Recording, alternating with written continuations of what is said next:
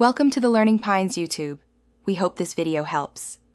Start by checking software options on your laptop. Open Settings and go to Keyboard or Devices sections. Look for backlight or FN indicator options and switch them off. Install or open the manufacturer utility like Dell Quickset or Lenovo Vantage to find an explicit FN light toggle. Restart the system after changing any setting to ensure it takes effect.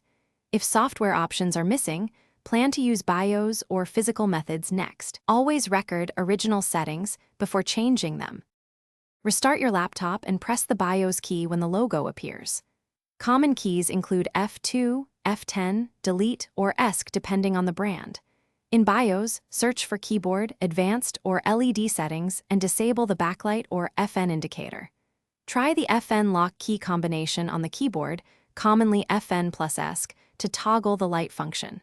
Save changes and exit BIOS to reboot. Test the FN key after reboot and repeat if the light persists or returns. If software and BIOS options fail, use a non-invasive physical fix first.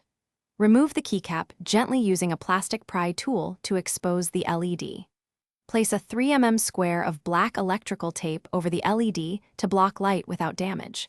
If you must open the case, disconnect the internal battery first and use a Phillips #0 screwdriver and a 2 mm spudger. Avoid cutting traces or desoldering the LED unless you have soldering experience. Reassemble and test the key. Thanks for watching. Consider subscribing if we helped you.